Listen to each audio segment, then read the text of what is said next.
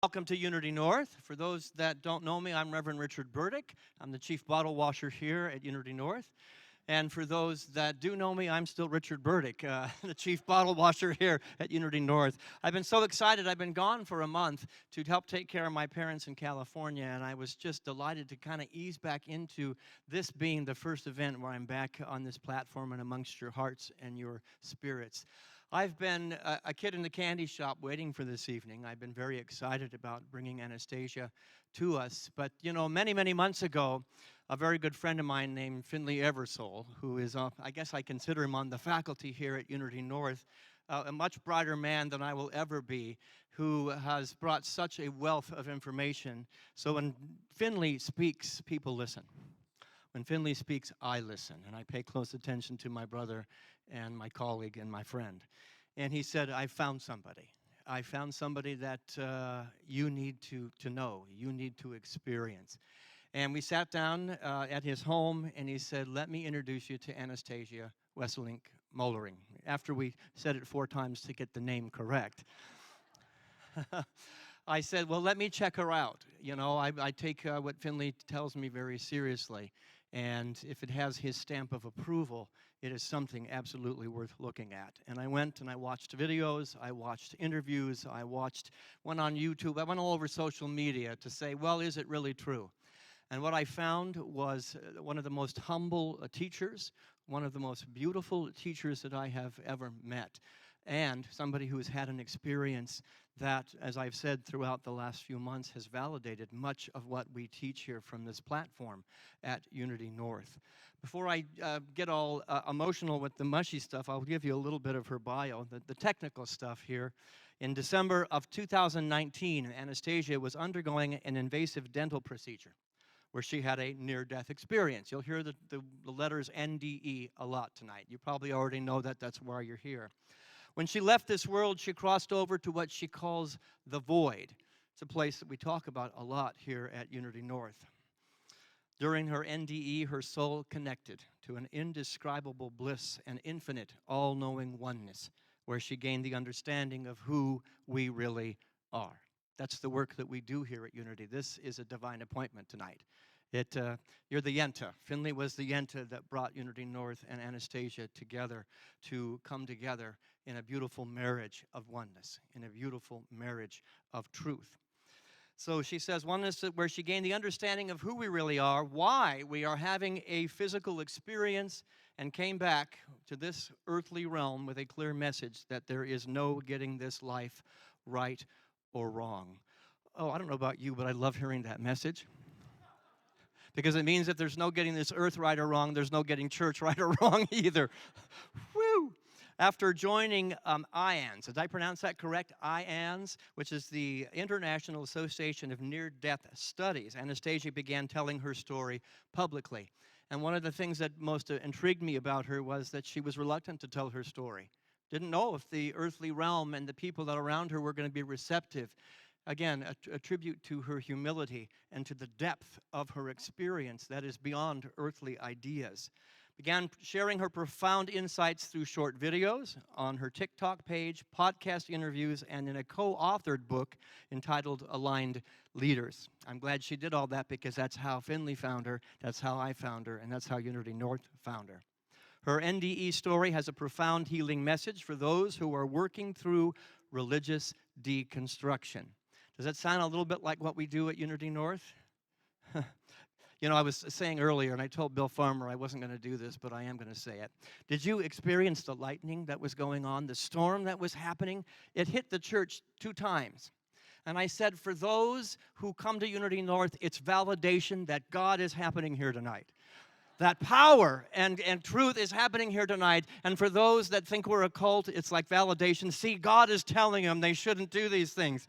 We're deconstructing all of the myths on both sides of that equation.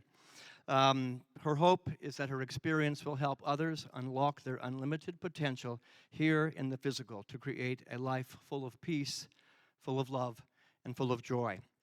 And let me tell you, having spent just a little bit of time in Atlanta traffic, her flight was quite delayed. And we thought maybe we're going to have to postpone tonight. She got off of several delays on her flight, got into my car, we got into Atlanta traffic, And what she talks about, she lives, she demonstrates. I'm going to invite you in a moment of just quick prayer or reflection before I have her come up here. I invite you to close your eyes and let's enter into the space. Let's come to the altar of consciousness. Let's come to the sanctuary of peace that I have already experienced in Atlanta traffic in the midst of a storm, a peace that we are all seeking. We have before us a testimony. A testimony to that peace is as close as the breath that we just took, as close as the thoughts that we are holding right now. What a joy it is to welcome that consciousness, that truth, and this experience into this sanctuary. Thank you, God. Doing business is all creation. Thank you, God, doing business is all that are gathered here today. Let peace drive us. Let joy live in our words and our questions. And let love be evident in the oneness that we share here this evening. Thank you, God. Amen. So with no further ado, I'm going to bring this wonderful human being that I hope this is a long-lasting marriage and relationship, that she will be back many times. But will you please welcome to the platform Anastasia Wesselink Mollering.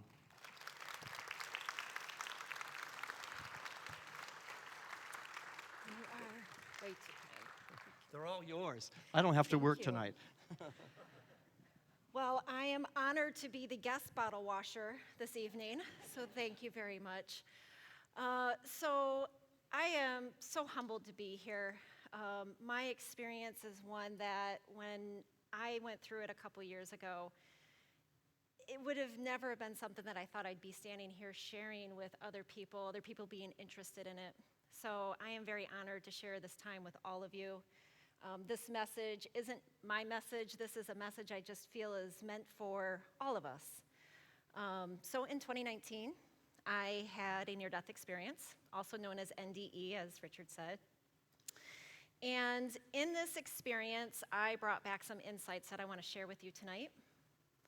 Now, these insights are ones that I understand today. They've changed my life. They're changing my life. They continue to change my life because it was so big, so vast, so unbelievable what I connected to, that the understanding is something that I am still trying to process. So while I share with you my testimony of what I experienced today, every day, every month, every year, I understand something just a little bit more, and my vocabulary grows in my understanding. So I am very grateful that I get to share this with you tonight. I love talking about this, so much so that my friends and family are very happy that I am here talking to other people about this. So thank you. I do have some notes. I'm going to try not to get too much on too many tangents tonight, but we do have a Q&A that we're going to share some time. I invite all of you, as you hear this, if you have any questions, please feel free to come up at the end of the conversation and let's share and have a conversation together about this beautiful experience. So, what happened to me? Well, in 2019, I went in for an invasive dental procedure, as Richard talked about in my bio. I sat down in the chair for a procedure that I've never had before, undergoing a sedation that I've never received before. And the most unusual thing started to happen to me. As I was sitting there, I felt this sensation of lifting up out of my body and falling back into it. Lifting up and falling back in. And this happened a number of times. And while it was happening, I had this feeling of a pressure that was building up. Now, because I'd never had anything like this done before, I wasn't sure if this was normal or if this was something I should be really concerned about. Being a person who kind of tends to not speak up at that time, I thought I'll just wait it out. It reached a point where it crescendoed, and I took a breath, and I felt myself lift way up. And I thought, now's the time to say something. Before I could, I was out of my body. Now, everything that I'm going to share with you from this point on, I'm going to talk about it as one thing after another. But the reality of what I experienced, it had no time. Everything that I experienced from this point on happened simultaneous. It happened all at once in the way that we understand time. So I'm going to tell the story as if one thing after another happened. but from my experience, it all happened at the same time. So I am now in the ceiling. I am looking down at my body. This is the most of everything that I experienced, the most profound moment of my entire NDE. As I was looking down at my body, I said to myself, what am I doing up here? Now, on the surface, that seems like a pretty logical question. But if you think about that question, I didn't say, what am I doing down there? I said, what am I doing up here? Meaning the part of me that I identified with wasn't my body. The part of me that I identified with was something that was outside of my body. It was something separate from my body. And as a matter of fact, I looked down at my body and I knew it was my body, but I kind of didn't care about it at that point. I mean, whatever worries I had leading up to that, they were gone. My next thought was, am I dead? Now, those two thoughts combined unlocked something within me. It was almost like a lock and a key that unlocked some inner knowing that I had that I didn't have in my physical body, but I had in this place outside of my physical body. And with that, before I could have any other thought, I flipped upside down in the ceiling, and I say I, whatever I was at that time, and I'm now inches away from the ceiling. And I'm noticing all of the cracks and the crevices and the dust. And it was the most miraculous thing I have ever seen. It was like a child at Disneyland. You would never think dust is the most beautiful thing, but I'm here to tell you, when you look at it through the eyes of who you are outside of your body, every single thing that you put your eyes upon is beautiful and miraculous. So even dust was beautiful. And as I'm taking this all in, there's this, I call it like an aperture, or I blinked my eyes. I used to say I blinked my eyes, and somebody said, but how could you have eyes? You weren't in your physical body. So we'll say I had eyes. I blinked, and I was gone. I opened my eyes, and what I experienced was pure bliss. It is a love, a connection, a completeness, a oneness that no matter how many words I have tried to come up with, they all fall short. And this warmth, this blanket of oneness was absolutely complete. Now, I call it the void because I was in an ocean of darkness. And when we hear that, it might sound like that's a scary thing, but there was no fear. It was as if I was swimming in comfort and an understanding that fear just doesn't exist. Now, I say that because I've come back and I can reflect on that experience. But if I were there trying to explain the human fear, the human pain, the human trials, I wouldn't be able to, because that wasn't accessible there. What was accessible was everything that was complete. So while I call it the void, I call it the oneness, I like to describe it as it's the void of anything not complete. And in that place, I was a part of it, and I understood that we are all a part of it, every one of us. There is this notion of God or a higher power or source. Everybody has a slightly different way to refer to that. Maybe you do, maybe you don't. But it was understood in that place that no matter what, we all are a part of it. And if any one of us did not exist, that completeness, that oneness, that God, that power, the source, also couldn't exist. And I had this connection to a growing infinite knowing. And I use the word knowing differently than understanding. And this is a really important nuance that I have come back with trying to describe, because here in our physical bodies, we need to learn. We need to get information, we need to process it, we need to compare it to something that we already know. And sometimes we might need to hear something several times before we truly understand something.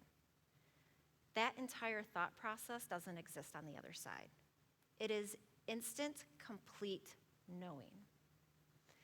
And as I was connecting to this, I felt as if my being, whatever I was at this point, we'll call it a soul, because I feel like that's the best word that we have right now. It was as if my soul was expanding into this infinite knowing. And everything that I had ever wanted to know was available there. Everything that had ever happened, will happen, has happened, had already happened here. So the completeness was all of our experiences, through all of our soul experiences, through all of time, and not time, because there was none of that there, were all available there. The ability to try to explain the vastness of that is incomprehensible. If you were to try to imagine the farthest reaches of space, and we have got some great technology now that really can give us a demonstration of just how vast and big this reality is. Multiply that infinitely. And it's all connected, it's all one, and we're all part of it. In that place, I couldn't form a question. Because in that place of the void or the oneness, everything was already known. Now, I don't entirely know why I couldn't form a question. My theory, since I've come back, and now granted again, as I'm processing this may evolve, but is that when we ask a question, there is an assumption that something is unknown. There's a part of us that feels that there's something unknown. But in this place, everything was known. And so there was no way to ask a question. The only thing that I could do was to begin to be curious. As I become curious about something, I wonder about this or I wonder about that. That is what pulled the knowing into my reality so that I could understand it. And that curiosity was expanding, it accelerating faster and faster and faster. And I felt myself like wanting to grab into the reaches and know everything, because it was all instant. Now, I have had, prior to this, several very unusual experiences in my life, mystical, spiritual, if you will, and one of which I have not shared publicly, but I'd like to share it with you tonight, because as I have been processing this experience, I've realized just how profound this experience was that I'm going to share with you, and how connected it is. Now, after my NDE, I didn't have words for it. I didn't know it was called a near-death experience. I had to research and find groups and talk to people, and through that process, I was able to put a label to it and understand it. In 2011, my mom passed away, and it was very unexpected.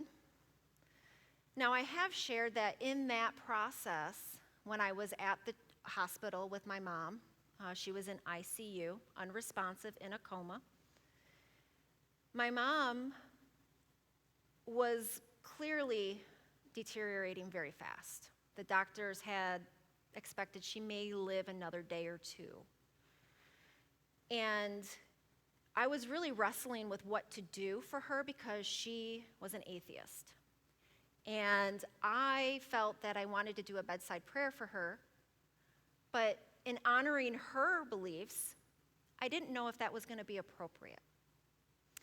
And so the chaplain of the hospital came and sat with me. And in those moments, especially because I was her next of kin, I had to make the decision as to whether or not to sign her DNR. You wrestle with so much of life at that point.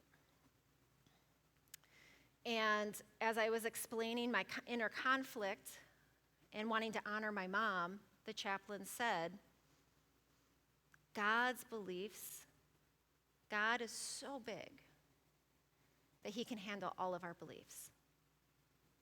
And so right now, do what you need to do to bring yourself peace, because that's what she would want.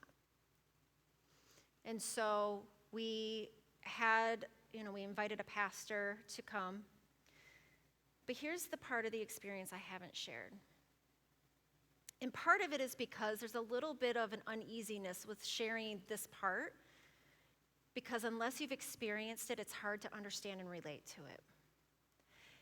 On the day before she passed away, as I was making these decisions, I started to feel an inexplicable joy. So imagine your loved one is there, deteriorating rapidly, and yet there's a part of you that is being filled with a peace and a joy that just feels like everything is going to be okay. And as the day progressed and my mom deteriorated, this joy was amplifying within me. And I didn't understand it. I didn't understand why I was experiencing so much bliss in such a trial. I began to see these flashes of images. And the images themselves aren't so much important, but they were persistent. And they gave me an understanding that my mom and I are very closely tied together. That was the takeaway I had from them. As the day progressed, and eventually she did succumb to sepsis, in the middle of the night, as I was sitting by her bedside at 2:30 in the morning, I saw this immense light. And I'm going to cry. This immense, beautiful light. And the way I saw it was like it was kind of frozen in time, but I could tell that in some way it was actually moving. And that bliss that I felt was so fulfilling. It was as if I could have just cried the happiest tears. And that's when my mom passed. When I crossed over to the other side in my experience, that was the same bliss I experienced. And now that I've had these experiences, I've learned that what I experienced back in 2011 is what many people called a shared death experience. It's when we're really intimately tied to somebody else and we have some sort of profound experience in relation to their passing. And so this bliss that I felt was the bliss that my mom felt when she passed. It was the bliss that I felt when I went into the void. It is the bliss that I know without a shadow of a doubt that is available to each and every one of us when we cross over. It is a knowing that I have. It isn't an understanding, but it's a knowing. Now back into the void, as I'm encompassed in this bliss, wanting to just swim in this forever, I suddenly get snapped back into my body. And I'm no longer in this infinite knowing. Now, at this point, I open my eyes, my real physical eyes, and my dentist is leaning over me with a concerned look on his face, asking if I'm okay. And I nod, acknowledge I'm fine, but I could have really cared less about that at this point. All I wanted to do was to hold on to that bliss. to that comfort, to that knowing. And it felt like as I became back into my body, settled back in, that all of that infinite knowing was slipping through my fingers like grains of sand. And I was trying desperately to hold on to it. I wanted to bring it all back, and I couldn't. And that aperture that opened up, or my eyes that opened when I crossed over, began to close down. And as I'm sitting there trying so hard to hold on, there's one thing that I brought back that was, without a shadow of a doubt, I have no doubt whatsoever in my heart, in my knowing, in my experience. Our bodies, our physical bodies, they're vehicles. They're vehicles for this other part of us, that part of me that was up in the ceiling looking down. These physical bodies are vehicles for that. They're like sensory tools, is the best way I can explain it. Collecting all of this information about the physical experience. Collecting our sights, our sounds, our experiences. And through that collection process, we're able to connect with the soul and share that knowing at the soul level. It was a moment of peace for me when I came back, because I knew that there is no right or wrong. There is no good or bad.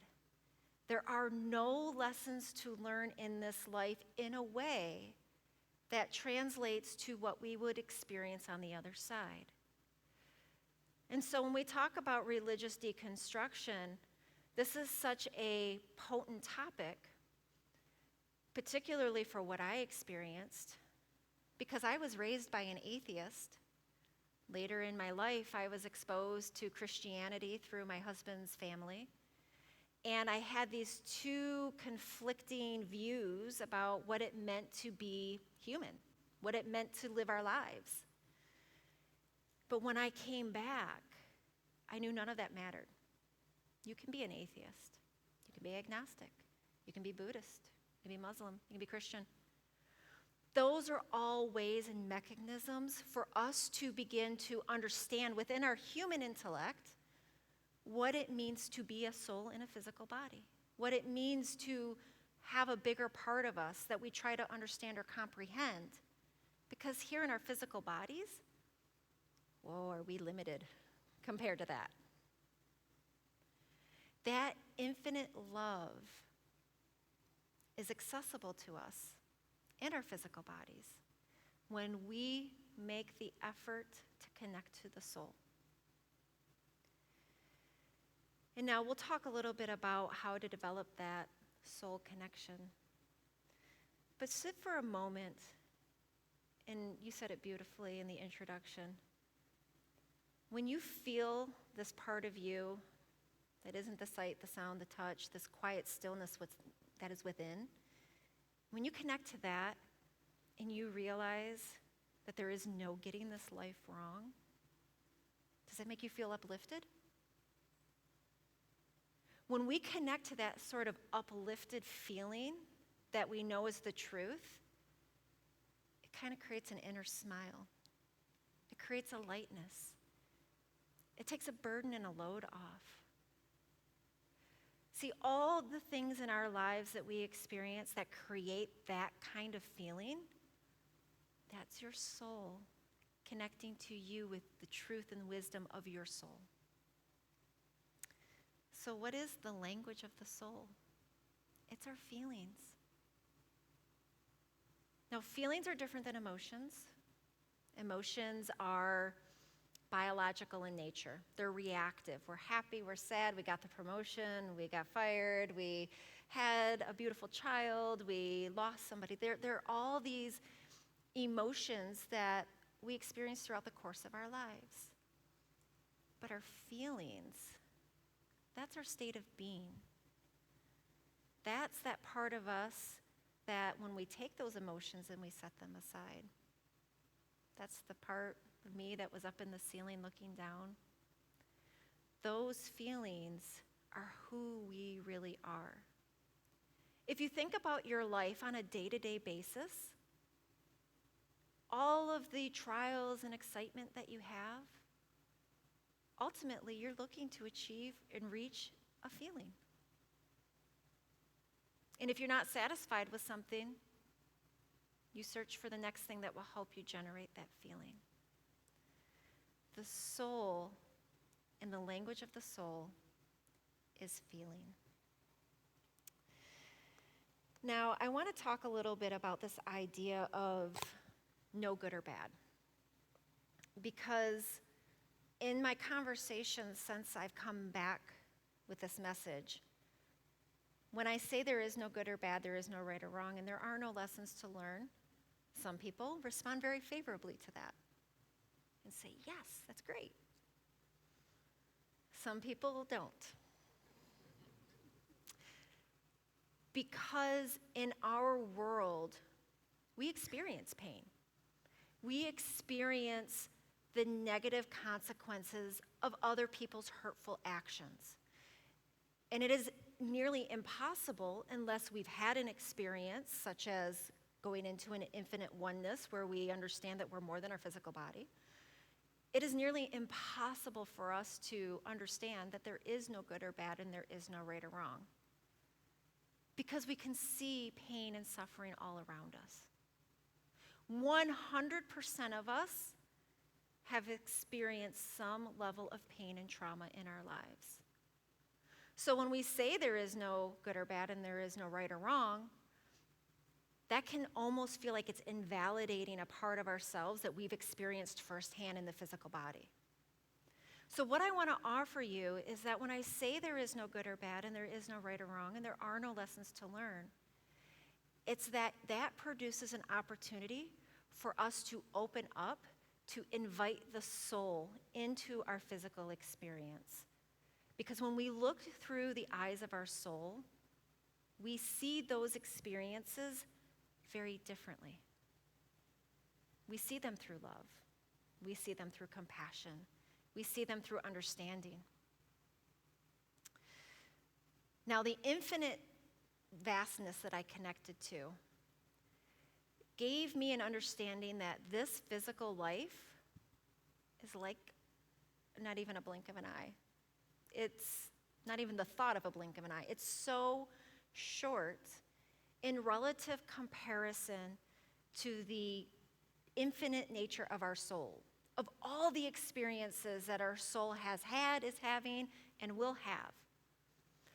I've used some different analogies to try to explain the vastness of this.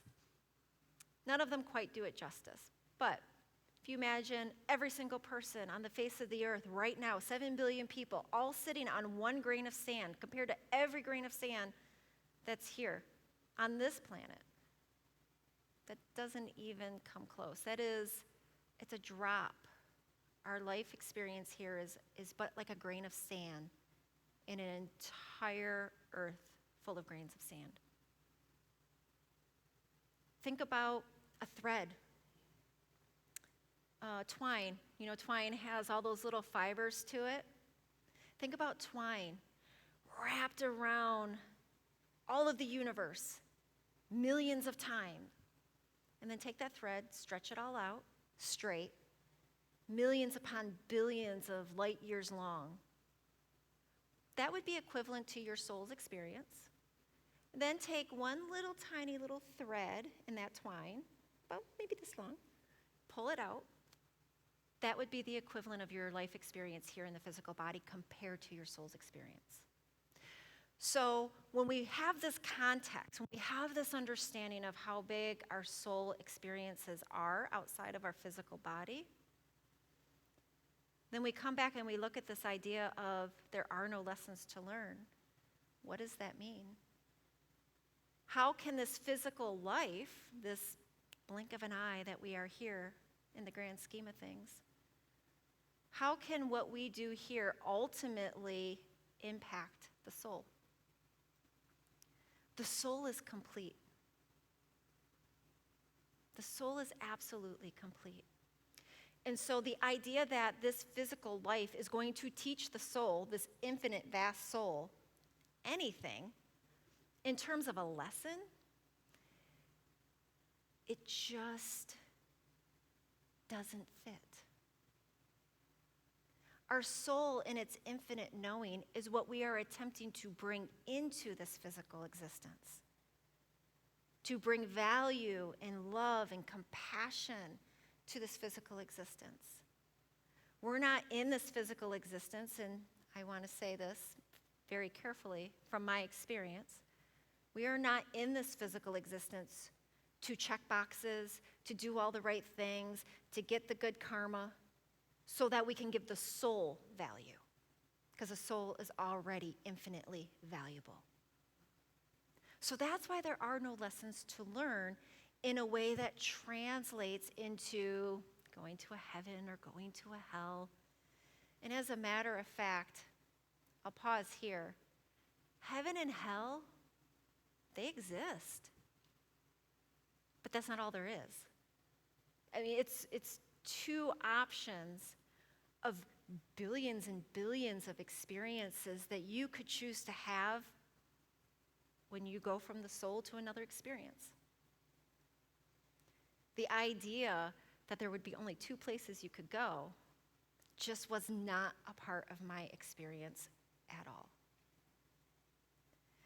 And so when we think about the fact that the soul is infinitely complete, infinitely wise, connected to everything, connected to each other, that means we are all one. Now, I don't know about any of you, but I have heard the term, we're all one. Let's all be happy. Let's treat each other because we're all connected.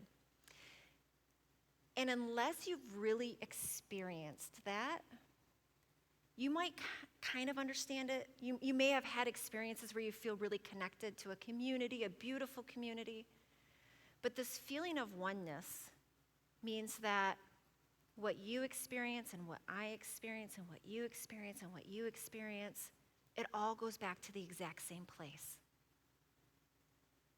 Your experiences here are the experiences that your soul wants to have, simply because it wants to know what it is like to create in a physical experience.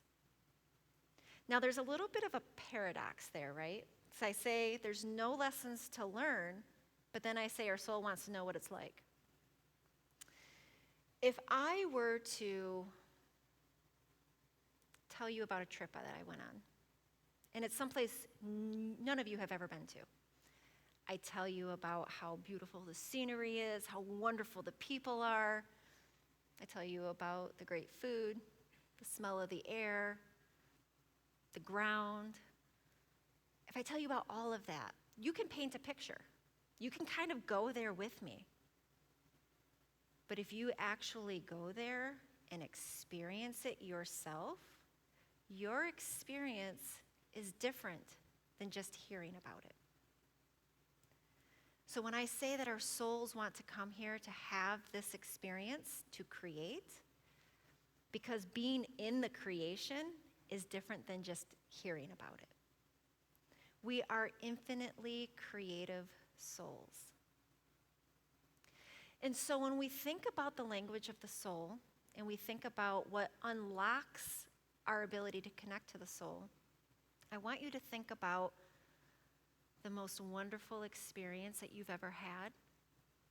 And not just a wonderful experience, but think about an experience maybe where time slipped by. You were so immersed in what you were doing that you didn't even notice if it had been 1 minute or 24 hours. Maybe you were hungry. That kind of gave you a clue. But you were so immersed in something that you felt complete. Now imagine, let's just say painting. I love to paint, so I'll use painting for example. If I'm in the midst of a painting and I'm feeling it flow and I am just having this wonderful experience, time is flying by, it's sunlight when I started, it's darkness at this point. Do you think at any point in that experience that I would stop and say, gosh, I wonder what the purpose of my life is? No, because it's complete. In that moment, you're complete. Those are the moments that show you what it is like to be connected to that infinite, all-knowing soul aspect of who we are. Now, when we feel resistance, when we resist that aspect of our soul selves, that's when we start to question. How many times have you had something happen that's rocked your world? You couldn't comprehend it, broke your heart, and you just ask why. It's a very, very human and natural thing to do. In that moment, when we shut down our connection, that's when we tend to start questioning why we are here the most. Because when we're connected, when we're feeling that flow, we don't even think to ask that. Because we're feeling that complete, infinite connection to the soul. Now, I want to give you an example, just to kind of paint another analogy to what I mean about no lessons to learn, but we're here to learn, in that paradox. Imagine you're going to driver's training, learning to drive a car for the first time. And you go out, you do your test drive. Let's say you were really bad at it. Maybe you got into a couple accidents. You came back, your instructor flunked you. You get to do driver's training again. Now at that point, you failed driver's training. You didn't learn what you needed to learn to get from point A to point B in a vehicle. But you're not going to suffer in hell for eternity because of that, right? You're going to take the class again. You're going to figure it out because you're learning how to drive a car. It's a skill you had not had before. Our physical bodies, and again, I really want to emphasize this is my experience. Our physical bodies, until we awaken to that soul aspect of us, is like a car that's on autopilot. See, our brain is wired for us to avoid pain, to avoid danger, to seek reward and pleasure. That's our physical brain.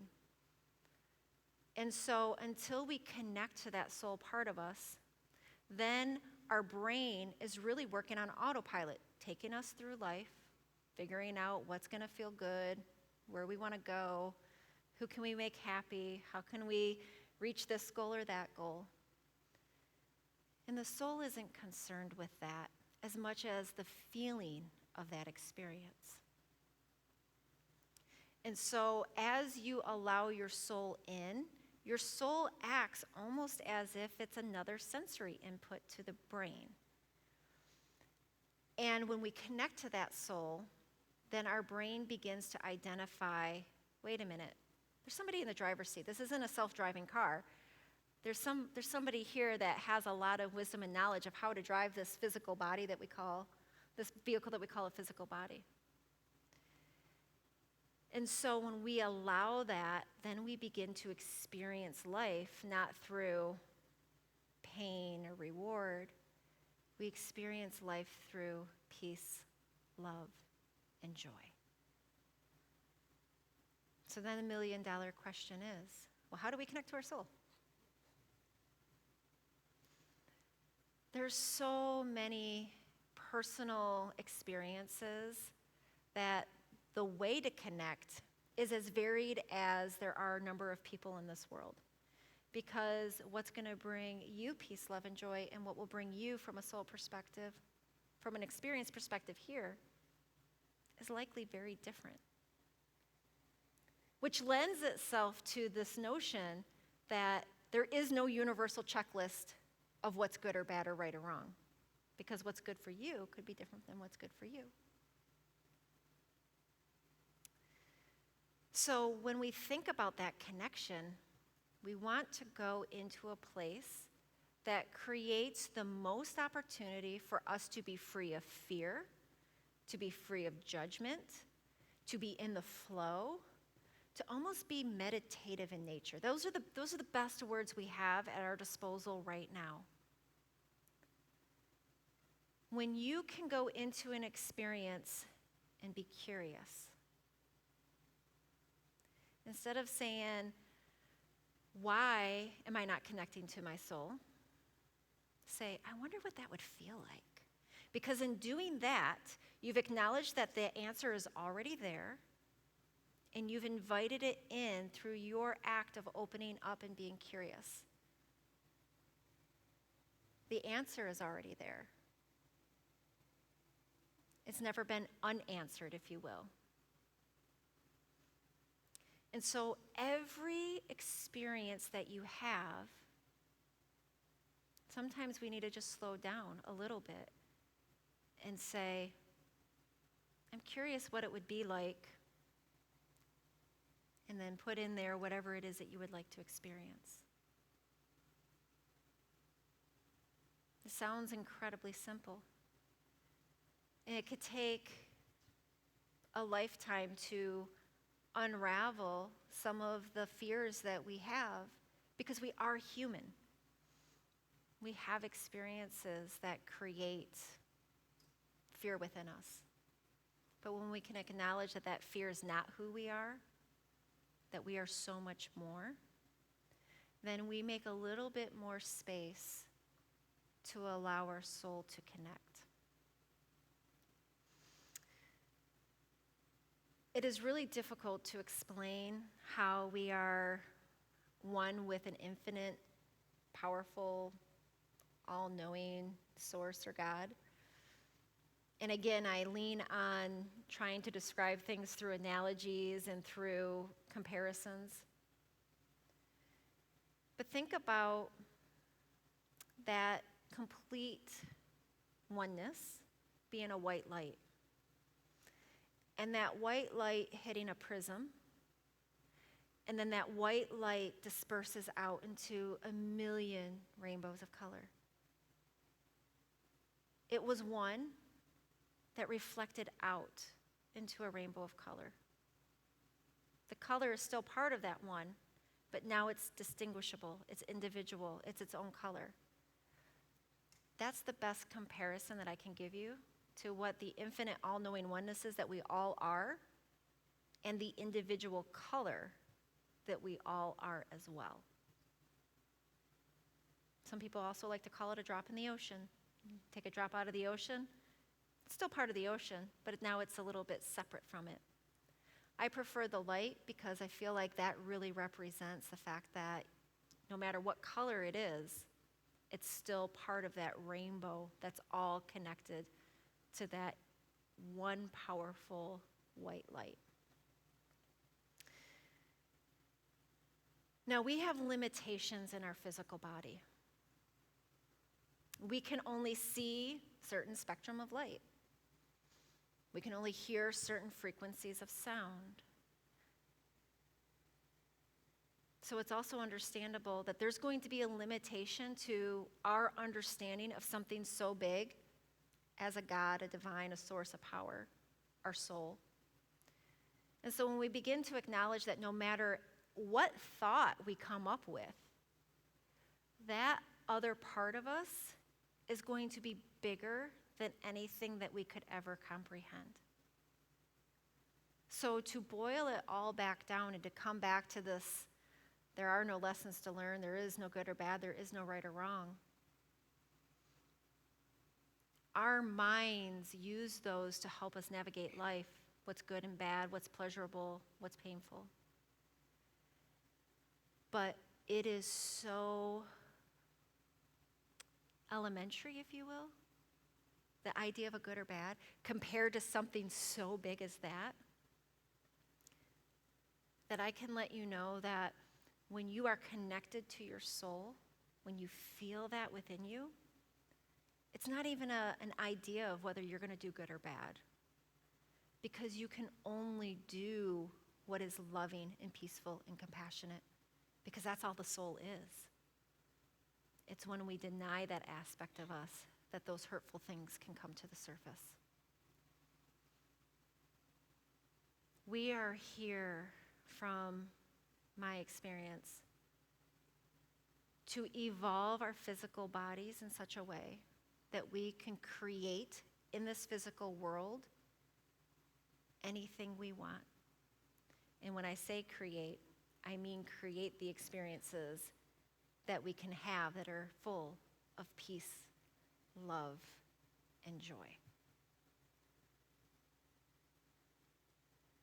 When you step away from tonight, I want you to remember that feeling you had when I said, you're off the hook. You can't get this life wrong. Because maybe you've been on that journey, maybe you already know that. I'm not a guru, I'm not a master, I'm nothing like that.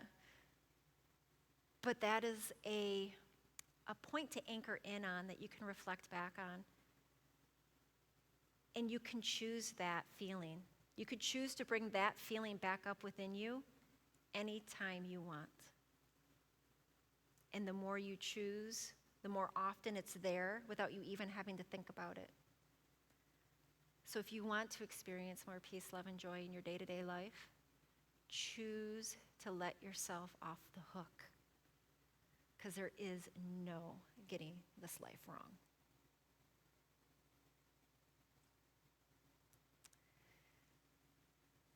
I promised myself I wouldn't get off on a tangent here, and I have already. I've only hit like my fourth point at this point, and I'm noticing the time. So why don't we stop here if we can, because I feel like I've talked enough. I want to open this up for conversation. Now, I shared with Richard on the way here, and Kathleen, I shared that I love questions because I'm still processing this, and questions uncover aspects that maybe I haven't even thought to look at yet, or it gets asked in such a way that it produces a new vocabulary, a new context, a new comparison. So again, I don't have all the answers, but I welcome the questions because we can explore this together. So I'm going to bring this microphone here, and if there's somebody who has trouble getting to the microphone that has a question, I can bring a microphone to you. So Harry, you don't have to get up if you've got a question. But one of the things I love about Anastasia is the desire to have a co-creative environment, the willing to say she's got her truth, her experience, and your experience, your truth, and your questions are essential to the environment of the growth, of the evolution. And so David's going to kick us off with a question. You want to get real close and hold that close, David. Yeah. So you mentioned that there are more than just heaven and hell, and that those are the things that come back to. What are the other dimensions besides heaven and hell? So when you think about all the best comparison I can give you is if you contemplate all of the different solar systems and planets and celestial bodies, they're just right here. Imagine if each one of them were their own dimension or reality to visit. There is an incomprehensible number of choices that we can make as a soul. The most beautiful thing that I understood was that you are in complete control of what you want to choose. You are not told you need to go in any one place. Whatever it is that your soul is yearning to experience, and you become curious about what that experience would be like, it's like that curiosity works like a GPS, and you know exactly where to go to have that experience. But you are not put into different experiences based off of something outside of you, directing you outside of your will or your desire. Yeah, we developed heaven and hell. We decided there was a heaven and hell. Somebody decided years ago. They just kept telling us there's a heaven and hell. So thank you. That question I have is that you explain the bliss that you felt when you were out of your body. It seems like that would be a real tempting thing to go back to. Because I came back with the understanding that we are here to bring that bliss into the physical, Okay. to go back to that prematurely would deny what I felt to be the ultimate reason why we're here. Awesome. Thank you. You're welcome. Anybody else have a question? Because I'll jump in if you don't. Okay, Jacinta. Go Is it on. okay if I sit down while we do Yeah, questions? Is that would all you right? like me to move the podium out of the way so we can, I I'm- want to make sure they can see you over there. Yeah, I'll just move it off to the Move side here. it out of the Go way. ahead, Jacinta. I have a few questions. One of the Turn the mic up just a little bit, Sebastian, and hold it real close to your chin. Is it better now? I have a few questions. When you were talking about the experience that you were out of your body, how is it that you recorded your experience? Like, was it your brain recording it, even though it was disconnected from your body? Or was it your soul, and when you came back to your body, your brain started to record it? So this is something, and I love this question because I have tried to understand this myself. Here's the best thing that I've come up with so far. Have you heard of just straight out-of-body experiences, OBEs? I have had a number of them through the years leading up to this. I had what I called travel dreams.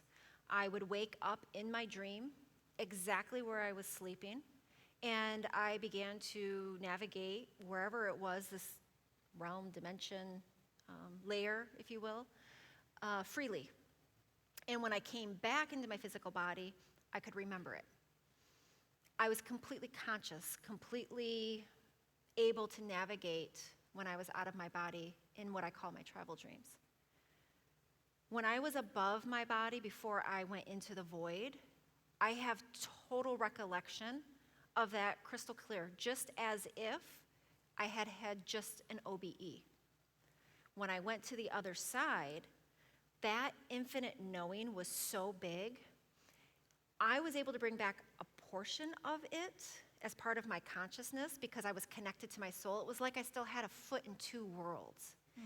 And because I had such a desire, this like yearning in me to bring all of that back, I believe I was able to bring back what I most yearned to understand here. Because I would not have been able to bring it all back, because this is not enough to hold all of that knowing. More and more as I connect and try to keep that door open through that soul connection, I feel like I'm connected to that knowing, but differently. It was like all-encompassing in that experience. And what I have like in meditation or in those quiet moments where I'm painting or doing something that is very much in the flow, I get those aha inspirations, like, and I know that that is me connected to that knowing. And so there is two aspects. I feel there's a part of us that isn't the physical body that can go out of the body, and we are in some different layer here. Earthbound, maybe, is a good way to put it. But then there's a whole nother reality that we can go to completely outside of this one. Okay, so the other question that I was thinking, when you were talking about the aspect of that we have a choice of where our soul wants to go and experience, reincarnation, past lives, are you saying that you can go to the other side and then choose to come back here, or choose to not come back here? Absolutely. It's completely your choice. Okay. That's all the questions for now. I'll be here.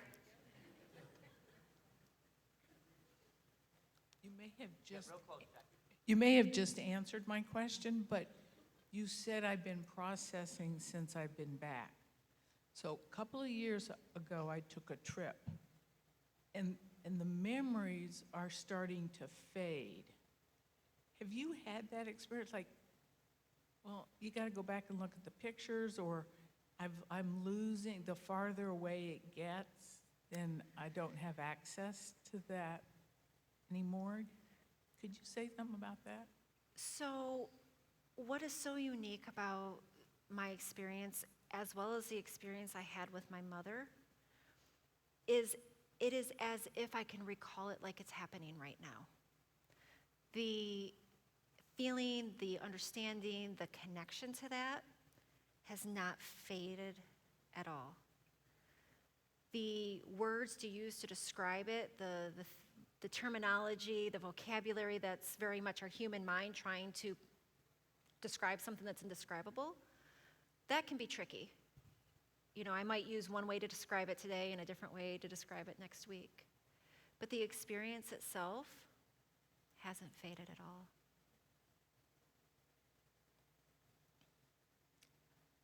Another question. When you're just having a regular day, What's that? you know, and you're just doing stuff, you're working, you're sludging around, and something, annoying happens or disappointing or whatever, how do you integrate? Or do you just sometimes go to bed saying, boy, I'm so glad today's over, or? Well, I am human, so I have the full range of experiences, but I think what is different comparing my life now versus before is I have no weight to carry. I have no worry about, gosh, should I do something this way or should I do it that way? What I default into 100% of the time is what I call the flow. The flow allows us to be in a state of feeling, and that's our truest state. When we're there, then every decision that needs to be made, every thought that needs to be had, is made in the present moment. It's not made based off of what I might be worried about in the past. It's not made based off of what I might be worried about in the future, the should-haves or the could-haves. It's right here in the moment. And when you're in that present moment, and this is the funny part about it, because this is nothing new. We've heard this idea of being in the moment, being in the now, I think, is how it's put. We've heard that for some time. The reason why that is so powerful is because in that moment, you're outside of time, and when you're outside of time, you're connected to your soul. And when you're connected to your soul, that's where you have access to the most infinite, knowing, wonderful wisdom. And there's nothing else you can do but flow with that. Because you know wherever it takes you, it's taking you to a place that your soul wants to experience. You let yourself off the hook. So you're pretty clear that you're different, that life is really different after this than the person you were the year before. 2 years ago, I wouldn't be sitting on the stage talking because I had such crippling social anxiety. This would have been nearly impossible for me. I've never spoken like this before. This is my first time, by the way, so thank you for all being very welcoming. I'm very impressed with that. I get that. Thank you very much. Thank you.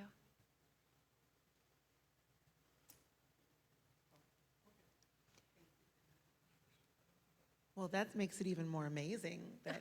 But I'm not shocked. This is that kind of place, It's lovely. So, and it was funny. I had all these questions, and then other people have asked questions, and now that's changed. The one, and I feel like I don't want to be invasive, but you've been very vulnerable.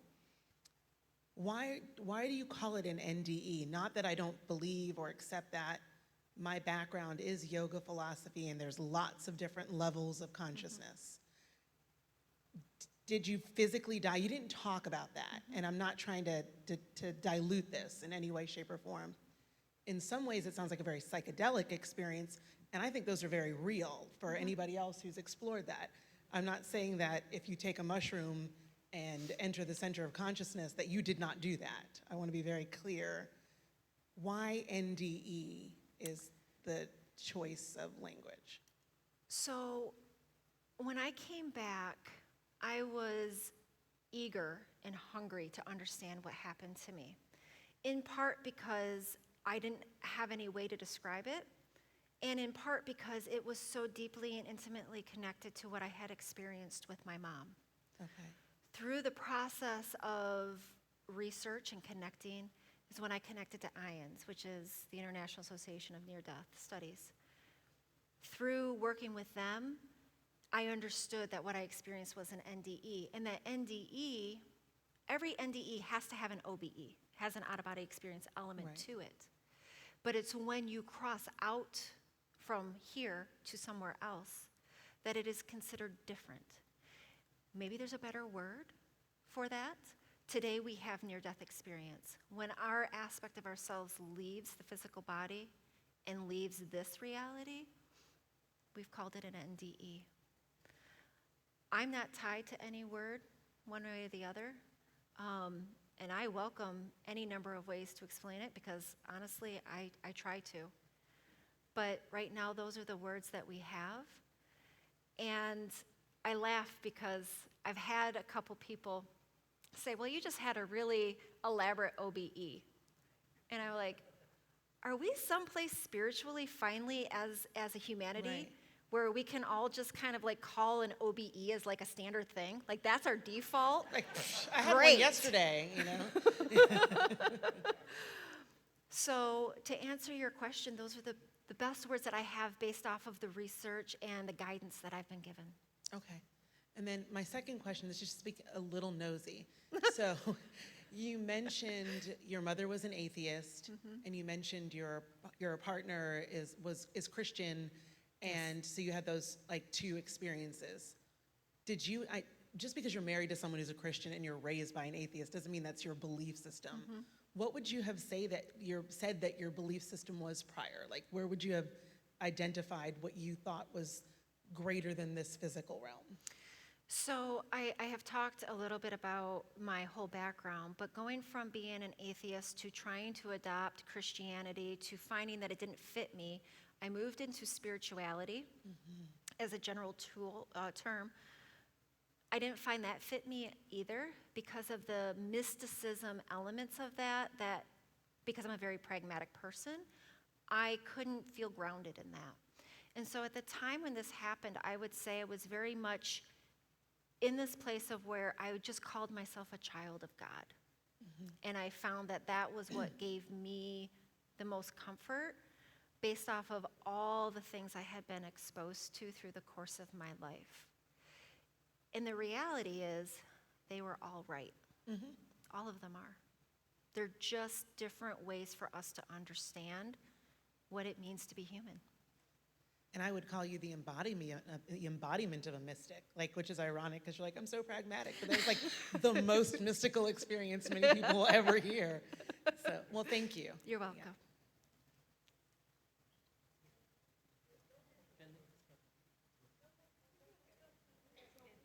I love such a polite congregation. Hi, my name is Barbara. Can you hear me?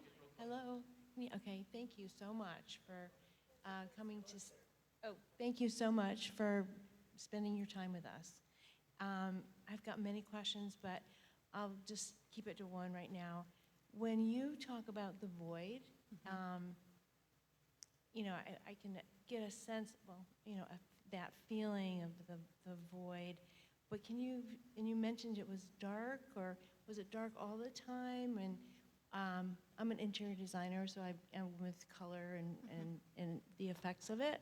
I was just wondering if, your soul's looking around going, oh, or what it felt like a little bit more, or what your soul was experiencing, in this void, and the knowing that came. Is it you just knew? Did you hear any voices? Was there any aroma? Or, I was just wanting to see if you could help. I don't know if you can put it in words, but. Well, the void, I would say, is the ultimate in feng shui. It was perfect. Okay. So to be in that place means that you're experiencing absolutely everything all at once. So the physical senses that we have here are not the same senses, if you will, that I experienced there. When we think about the thought process that we have with our physical brain, there is no thought process there.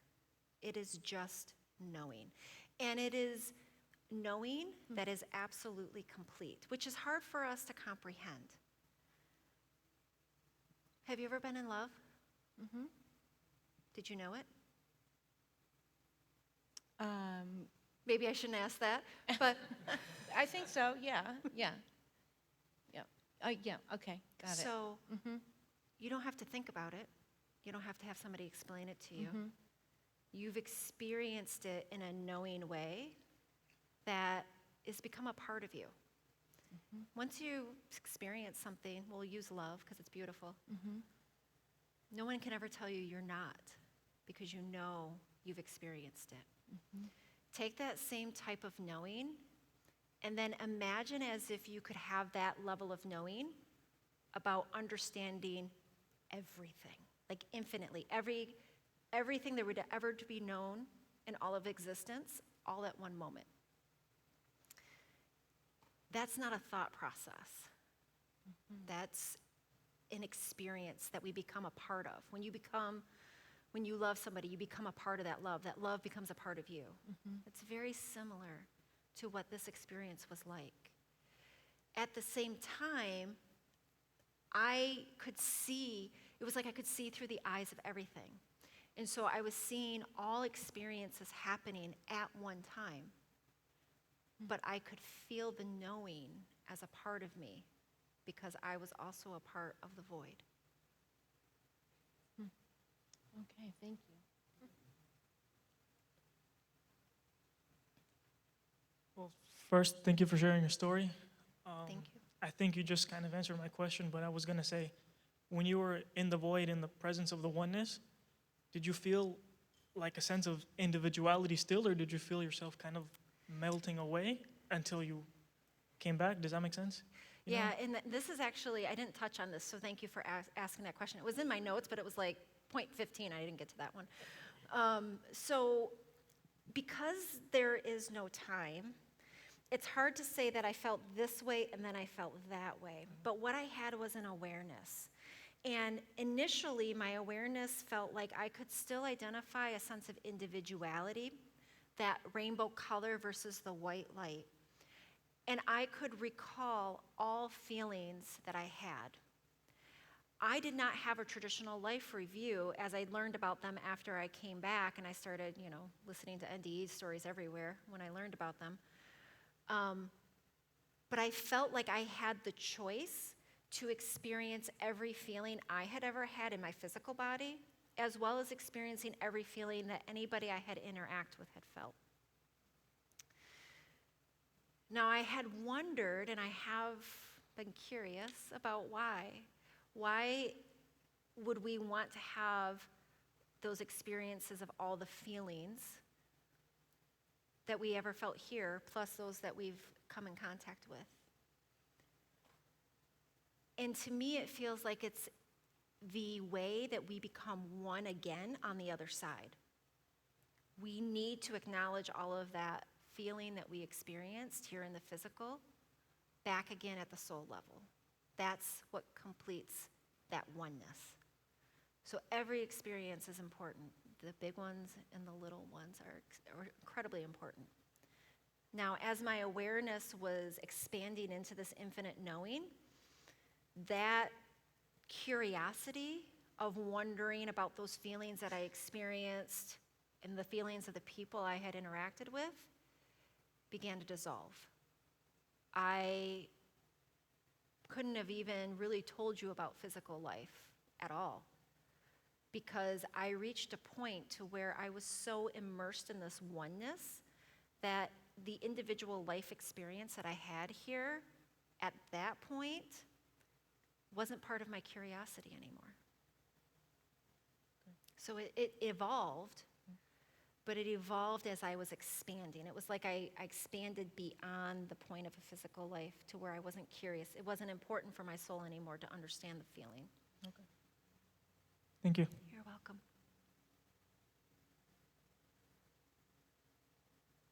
I'm struggling to find a way to ask this question so that it's comprehensible because it feels so big to me. From that experience that you had, did you get any understanding of the hows and whys, the causes of the lives we create here on earth? Like in unity, we're taught primarily that by our belief, we create our life experience. And I wonder if you had any insight with that. So your beliefs do in part create your life experience because your mind is a co-creator of your physical experience. And so the things that you bring forth, a belief is an act of curiosity in its most direct way that we experience here. When we run on just beliefs, though, without the other aspect, without that timeless, infinite soul aspect of us, that's where that autopilot that I was talking about runs itself. One belief will lead to another belief, which will lead to another belief. Those beliefs can come through the process of upbringing, community, culture. The belief systems that we have here look very different than the belief systems that might exist on the other side of this world. So your beliefs are very much the mind, not the soul. Since my NDE, I've adopted a saying. Seeing is believing, but experiencing is knowing. The reason for that question is a number of years ago, and Richard and Susie know about this, I had a moment, the only moment in my life that I call pure knowing. And it came from out of the blue, and as far as I'm aware, unsought. And I've often wondered, why me? But what I know, and I knew in that moment, is that the only reason we decline and deteriorate as we age is because it is the one belief, other than that we're going to die someday, that virtually all humanity shares. And the sharing of that belief is very powerful, and it's entirely self-imposed. So I wondered what your thought might be about that. So I was asked once, ultimately, what's the ultimate why, right? So if we're here to create, why? I frame this as saying, if I were to write a movie, because it seems so kind of big and unimaginable. If I were to create a movie about why we were here, the script would look a little bit like this. We're attempting to evolve the physical vehicle in such a way that our soul can readily move in and out of it to simply enjoy creation in a physical plane without the need for the physical body itself to actually deteriorate. That it is just a vessel for us to be able to enjoy this beautiful playground of life. Yeah, my new understanding is it's all energy, It's all energy. and energy is always alive. And that part of us that isn't the physical body is that energy. That is the life force energy that we all are. Thank you. You're welcome. Hi. So I kind of missed the first part of your talk because of the weather. So I It was apologize. wonderful. I'm sure Best it thing was. I've ever said. So I apologize if I asked something that you've covered already. But you did mention that before this experience that you had what you called travel dreams. Mm-hmm. When you had those travel dreams in the past, before your experience, when you looked at them or when you experienced them, was it a good feeling or an anxious feeling or just that's the way it is? I wondered if somebody was going to ask me this. So when I had my very first travel dream, I had no idea what it was. I experienced this feeling of almost like paralysis, like I was awake in my body, but I couldn't move. And over the course of several weeks and several dreams, I began to learn that I was dreaming, because I actually, at first, I didn't even know I was dreaming. I thought I had actually woken up. And so I thought I was going crazy, quite frankly. But when I began to understand what was happening and that I could navigate these dreams, what was very different about that was I experienced things that are very mystical. Whoever asked that question about being mystical, were very mystical in nature. I had one experience, as a matter of fact, where I woke up in my bed where I was sleeping in my travel dream, and I walked out of my bedroom and I walked down the hallway, and there stood the most insidious, dark-looking figure you would ever see. And it elicited a fear within me. Now, this is years before my NDE. But what I did in that dream was I told it to leave. And in that moment, there was this inner knowing that I could direct exactly what was happening in that experience. And from that point on, I began creating in my dreams. Now, they're dreams, so to be able to be consciously aware of that is fun when you get to that point. The difference between what I called my travel dream and my NDE is that immense love. I would leave my body in a travel dream, and I'd, cruise around, and I might experience something that I thought was really neat and interesting. One time I, flew up into space. That was really cool.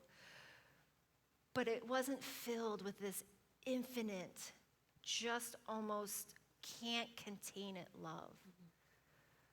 That's the difference. And have you experienced travel dreams since your event? And does it take you back to that feeling of love? Or, No, or because is the it still travel just a dreams are play? very different. Yeah. Very different. Thank you. You're welcome.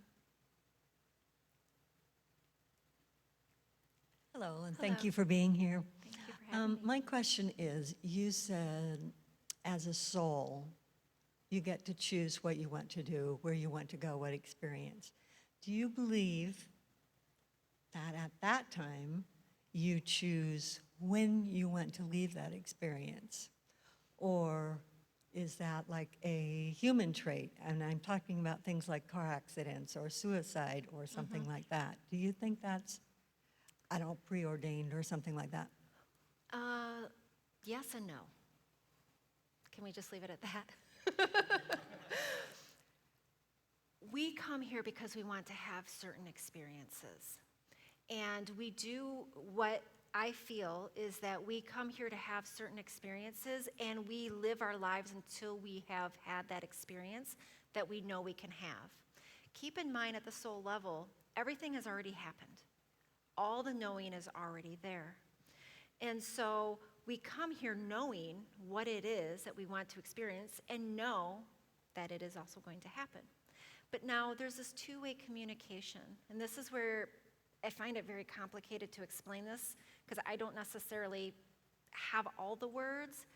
But although everything is already known, all possibilities exist at the soul level as well. So your soul knows all the possibilities of everything that you can experience here. While you're here in the physical, it's like you're kind of choosing which one of those possibilities you might actually want to experience. And as you live life, as you make one choice after another, new possibilities show up. And you might choose this possibility or this possibility. At the soul level, they're all already known. So you're using your physical vehicle to go, I want to go to California, I want to go to New York, and I'm using that obviously very flippantly. But what I mean is the experience of the feeling of your creation. And all of those potentials continuously unfold and change with every choice and decision you make. As a human being. As a human being. So it's not necessarily that you come here and you decide, I'm going to be in a car wreck. Correct. You Because may there come are here, many. make a number of decisions, and as you make a decision, you reach a point to where one of the possibilities could potentially be a car wreck. But it doesn't necessarily mean it has to be that. But at the point of that decision, your soul selected that one possibility at that time. Thank you. You're welcome. That's hard to explain. So I wanted to give Finley a chance before I ask a question, but please, Finley, come up and grab the mic. One of the questions I wanted to ask, did you find that after that experience, it stays with you constantly on a subtle inner level so that everything that you think, say, and do is a reflection of having had that experience? I would say that since then, because I feel that connection still having that foot in both worlds, if you will, that I am in the flow, that all the interactions I have, all the decisions that I make, all come from that place of I allow the soul to make the decision, not this up here. Some people call that intuition. The soul is infinitely wise. Intuition is probably the closest word we have to it. Sometimes I hesitate to use the word intuition because so many people have different understandings of what it means to be intuitive. Oh, I can see the future, I have a crystal ball. No, it just means that you're connected to that part of you that really knows what you want to experience. And when you live your life through that knowing, suddenly you don't have to use this to make decisions, you use this. And here, this is that part of us that's connected to the feeling part of our soul. So this listens to this instead of this tuning out this. Hi, thank you for sharing. So I guess going back to the question before about the choices that we make and the possibilities, I think the two they kind of tag team. I guess the questions I have is, one, like what would you say then about disease and, for example, like children who have cancer or come and die early? And then the other thing that I'm kind of like grappling with is the world that we live in today is so messed up on so many levels. And I don't know why it makes me upset, but if there's no good or bad, and we're coming, and I believe that, my dharma is to make the world a better place and to be of service. How do you translate what you've experienced with the world that we live in and the fact that we have, I believe, a very real responsibility to leave the world better than when we came in? And we're all sitting in this room, very privileged people to be able to even sit here and have this conversation. So what would you say, I guess, about the choices that we make with the disease part, but also then the service to the greater world? So how many hours do we have to answer this one? So a couple of thoughts. I'm not a scientific person, so I want to be very cautious that I don't come across as being an expert in what I'm about to say. But to answer the question about disease first, there's an element of our physical bodies that are subject to our physical world. Our physical world is full of different life forms. We all interact with each other in some way, shape, or form. Through the course of evolution, through the course of generations, our bodies are evolving. We know that. And I'm not talking about evolution in the big conversation about evolution, because that's a very heated conversation. But I mean that in terms of how we pass down our biology to the next generation. Everything that we experience here, what you're experiencing, what I'm experiencing, it all gets coded within our genes. We know that now through the study of epigenetics. We know that when we have experiences today, sometimes that we just don't quite understand, but we look back in our lineage, we see war, famine, Holocaust. We see these things that were encoded in us, that were handed down to us in our biology. So the feeling that I came back with, this knowing that we are here to bring the soul into the physical body so that we can create peace, love, and joy, is because right now our physical bodies are resisting that. And personal belief here, so I want to make sure I'm very clear that this is not necessarily my NDE knowing, this is my personal understanding since then, is why we are hearing so many of these people having had these really profound, loving experiences, because it is helping us unlock a part of our physical biology to allow us to invite that soul aspect, that infinite healing aspect of ourselves into our soul. And by doing that here and now, by making that choice, not only do we change all of our lives, but we set up our next generations to experience more peace, love, and joy than we are today. And we owe it to them. Thank you. You're welcome. I'd love to explore that question a little further. At Unity, we're all about practical application of spiritual concepts. My words are rubber meets the road spirituality. And what you just said, is it possible that the human race is going through its own near-death experience with the turmoil that we see, and that there's a collective near-death, NDE, happening? Is that something, a parallel that you would say might have some substance to it? I think if we think about what we understand as cycles, you can very much attribute what we're experiencing as a cycle. Humanity goes through cycles, the earth goes through cycles, seasons go through cycles. We are in our own DNA. We're coded, and I don't want to use that word because it's too scientific, but we have a pattern of understanding of cycles.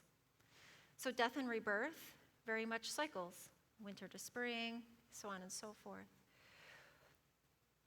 It feels to me that when we think about having a purpose of being of service and the intensity of what we're experiencing right now, we live in a dualistic world. So for every intense negative, there is also an intense, beautiful opening that's happening. Our goal is to bring it together so that we have our soul experience. Sometimes we need to see contrast in order to understand the other side of things. Now, to say that we're here, that our life purpose is to be of service, I want to give you a different perspective to think about with that. If you believe that your purpose is to be of service, then that means that there needs to be somebody else's whose purpose is to have somebody there to be of service for. Meaning they have to experience something that is tragic that they need somebody else for. We are of service, and we're called to be of service when we connect to that aspect of our soul, because our soul knows nothing else but to extend love, compassion, peace, and joy as we radiate that out to others. And so when we're connected to that, we feel deeply the pains of the world, the pains of those that we know, our own pain. But it's through that we can be called to go into the flow and be curious, what would life look like if it were full of peace, love, and joy? Because now we know what it looks like to not be. What it is right now is giving us the contrast to ask that question, to spark the curiosity. What would it look like if we were living in a humanity and a world full of peace, love, and joy? And when you can go within and find the answer to that curiosity and then allow that to flow out, you'll naturally be part of service, but you'll also be experiencing exactly what your soul wants to experience right now. So in that place of feeling, as it sounds like the great source of creation, we are actually serving the planet. We may not be one marching the streets with a sign or going to Calcutta to feed the hungry, but how important is it to allow ourselves to be the living, breathing vibration of peace, of harmony, of oneness and love? The paradox to that is when you are in that, you would never ask the question of how important, because it would be your just ultimate completion. And I don't mean that flippantly, but we ask the question in order to get us to that point of curiosity. What would it feel like to be a source of light? What would it feel like to radiate compassion? And through that, you connect to that part of yourself that brings that out, that creates that completeness, and then you effortlessly offer that. So it's the feeling aspect that we all feel the intensity of the world. But if we can shift that awareness and become curious about what it would be like to feel the other aspect of that, we do become the embodiment of all of those things that you just listed. Perfect. So I have 2 more questions unless somebody else would like to come to the mic. I'm going to get personal because I know it's safe, and you know that I'm safe. There's a few people in the room that have challenged me on a statement that I make often from this platform as a minister. And that statement is, if what we've done in this room stays in this room, it's been a waste of time. And Finley's one of the ones that challenges me on that. And the point is well taken. It has had an effect to a degree. But the 5th unity principle is the truth that I know is the truth that I demonstrate. Mm-hmm. So I am a man of action. When you say service, that's why I exist on the planet. Mm-hmm. So, and then I say on the other side of that is what we've done in this room goes out those doors, and there's more love as a result of you as the vehicle of that love. It's been the most valuable time you could have spent. Where do you fall, just honestly, on that equation? And I think it goes back to the previous question. The vibration of feeling, and then the action that the feeling is put into play. So when we think about things like manifestation or law of attraction, those types of philosophies, I have heard, at least this has been my experience, that it comes through this idea that we know we can create. We know that through mantras or through embodying our creation in that way, that we can create anything. We create those things, or we have the thought that we want to create, and we'll just say abundance. Abundance is probably the most common thing that most people want to create. The idea of creating abundance because you've noticed the lack of abundance means that you're creating the lack of the abundance in your creation, right? That much we know. So, when we create from a place of the feeling first, what is the real feeling that you want with abundance? What is underneath of that? Safety and security, potentially, but safety and security is still another label. Underneath, once you're completely safe and secure, what would you feel? Joy, right? Peace, love, joy. When we connect to that, see, one of the things that I did when I came back was I set the intention in my feeling that I'm going to experience peace, love, and joy through the course of my physical life. I made that choice. And then I used my curiosity, and this is kind of that practical application every day. I'm always curious, what's going to create peace, love, and joy for me today? Like, that is how I approach things. I don't worry so much about is it going to be the abundance, or is it going to be this trip, or is it going to be this family person, what have you. I stick strictly with that feeling and allow the feeling then to flow me into all of those experiences that just come into my life that mirror that peace, love, and joy back to me. So it is a choice. The practical application, it isn't complicated, but it's simply a choice. It's making the choice to have that intention every day of what you want to experience. Maybe it is peace, love, and joy for you. Maybe it's something else. But when you make that choice, you're also opening up to experiencing it. And that is the true way that we create here. That is true creation from the soul level. Perfect answer. Beautiful answer. Thank you. And then the last question I have, if nobody else has one, is we talk about letting go a lot here in Unity Church, releasing, which I would liken to a daily death experience. You kind of indicated that you have died to worry. You have died to anxiety. You're still in the earthly existence. You're in the world. As our master teacher said, I'm in the world, but I'm not of it. Is it a conscious choice in this flow that you're in that you drop down into your humanness? Oh, I have to make a choice to die to worry, to anxiety. What are the things that anybody here might, in an effort to get to that state, not when I die physically, I'll get there, but just every moment of choice in a situation, what do I need to die to in order to have that sense of peace, love, and joy? Yeah, it's not a good prescription to say you need to die to experience joy. That's not what I would recommend for anybody. in this physical life, we are bound by our physical senses. And our physical biology is always acting and reacting.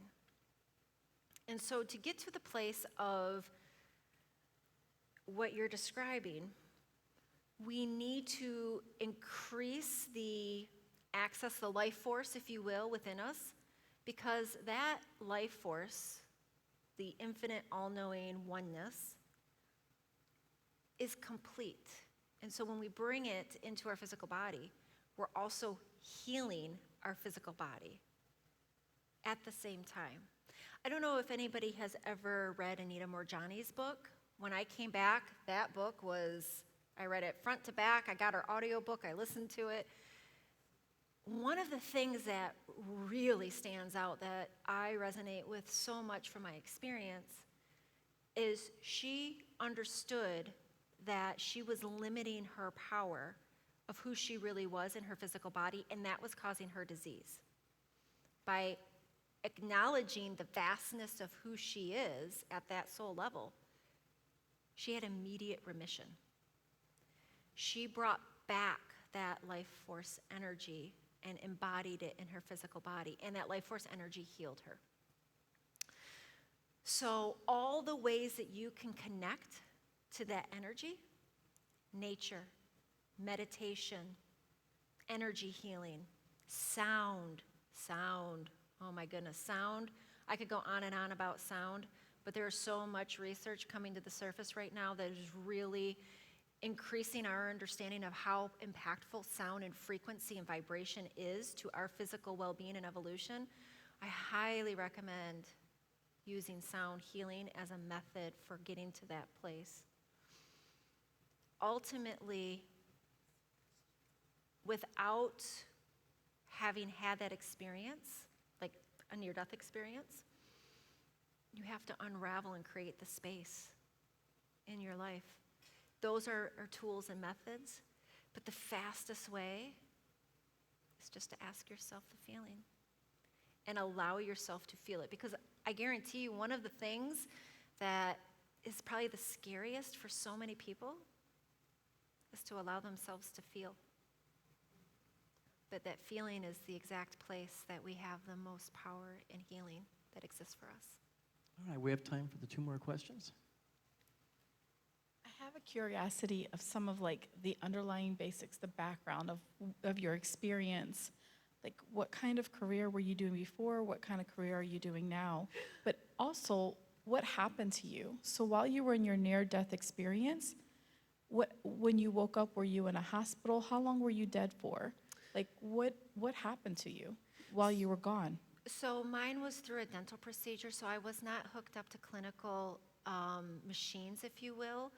But to answer the how long, I have said that I have either been gone 10 seconds or 10 hours. Because from my experience on the other side, there was no time. So the dentist knew you didn't have a heartbeat? So the dentist was doing his own thing. I was under sedation. So they don't hook you up to see if you're checking your vitals or? No, not in the dentist office. So he didn't even know you had passed away? Well, he had suspected honestly, when I came back, the last thing that I was concerned with was talking to my dentist. He was concerned. This is where, and I read a story, actually just today, I read this story about a individual who had a number of episodes where he had these sort of experiences where he was going and he was going unconscious and he was going somewhere and he was coming back. And he had gone to the doctor. The doctor had studied him, found that there was nothing wrong. And then at the very last moment, they checked him and he had no pulse, but yet he was still conscious and lucid. And his message was that our understanding of how our spirit or our soul is connected to our physical body is limited because we don't have a way to measure the soul in the physical body. So all we have are these experiences that people like myself have had, and we come back and share them. There are instances where people have been clinically dead in a medical facility, flatline, no heart rate for minutes. And there are experiences where people have gone into a coma, have had this, but have not been clinically dead. The idea of the near death, at least this is my understanding from the Grayson scale, is that there are certain criteria you need to hit to be considered a near-death experience. And those are the criteria that we are governed by right now. They may change as we learn more. So what were you doing for your career prior?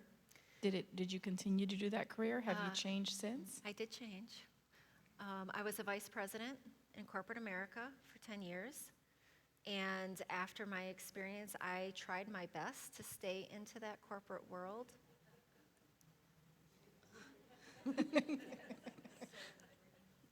I didn't. And I am now an energy healer.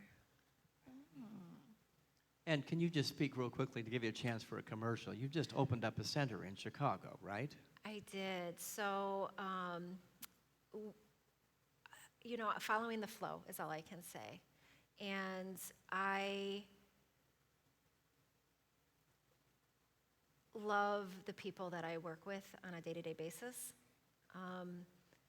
I am always so honored when somebody comes in and allows me to share time and energy with them.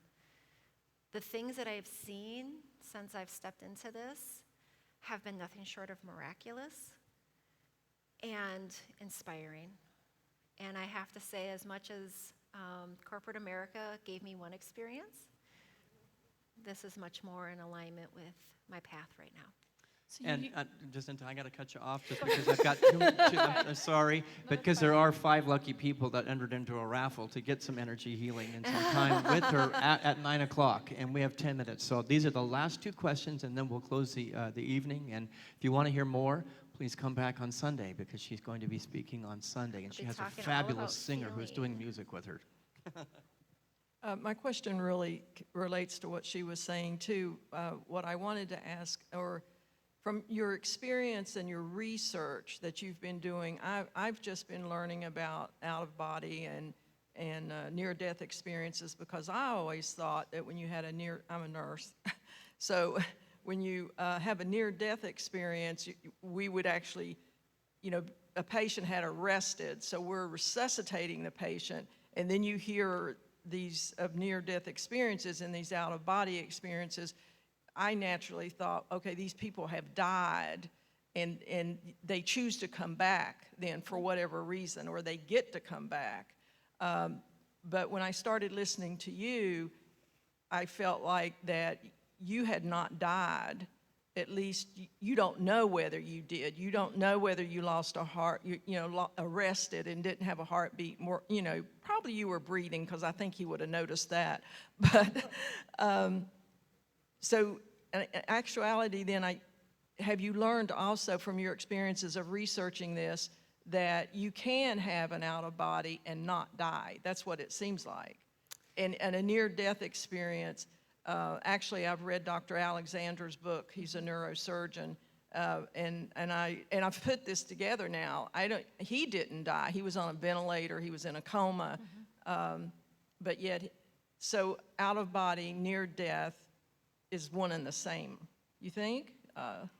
So the way I've come to understand it is, I referenced this a little bit ago, that every near death has to have an out-of-body component, but not every out-of-body is a near death. And the difference is when we leave the reality that we are and we go into another reality where we completely separate from this physical reality in all ways, and we transcend that in some way, shape, or form. There are as many near-death experience stories as there are people, Because just like our physical lives are all different, there's no two people that have the same physical life. There are no two people that have had the same near-death experience. There are common elements, just like there are here in the physical. And those common elements are what we understand now because there's been enough research and anecdotal, because we don't have a way to measure it. But the anecdotal is what we go by. And so when we look at the anecdotal pieces, that's how we say this is an OBE or an out-of-body, and this is a near-death. And I appreciate the desire to hone in on the physical aspect of it, like what's going on with that physical body, because in many ways, we want to know what happens after we die. We want to know what is in that afterlife. And when somebody has clinically died on a machine and you can prove it, that validates that. If somebody has died and they haven't been on a machine and we can't prove it, then that leaves room for question. That question is your curiosity. And I encourage you to explore it. Thank you. I've enjoyed this. It's been very good. Thank you. You're welcome. Hi, thank you so much for sharing. The first question is, could you give me the name of the book again? The book you talked about? You read Anita some book- Morjani's Dying to Be Me. And what's her name again? Anita Morjani, Anita. Somebody help me. Thank you.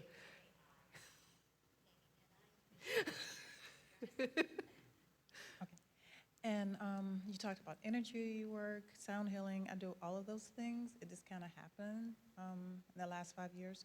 Tell me again, why are those important to help other people? You talked about energy work, sound healing, and some other things, and how important sound healing is. I guess as a practitioner myself, how does that help? I guess what you were talking about today, like, How does it help other people? yes, so I guess you're coming back with a mission to help other people through these modalities. So how is that helping? First I and guess? foremost, it helps us as our own selves to connect to our soul aspect. It is the method that allows us to open that up, to connect deeper. And through that connection, when we are one with that, we are one with everybody.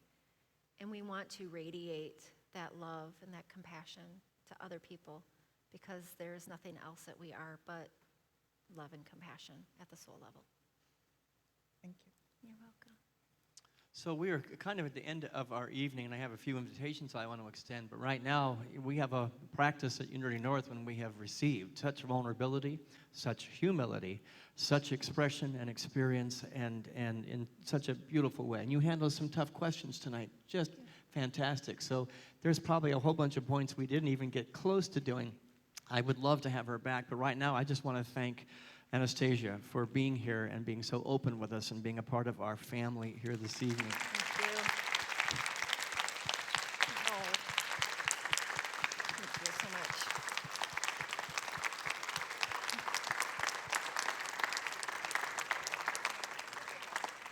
So Anastasia has just been a delight since the first time we talked on the phone, and we came up with ideas of how to make this all work. Would she be willing to do sessions? Would she be willing to do what she does on Earth these days, not in corporate America, but as an energy healer?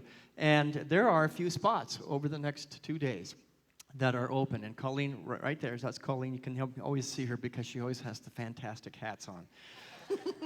But she's scheduling those sessions. If you would like to spend some time one-on-one with Anastasia and experience what she does firsthand, be the first person to go see Colleen.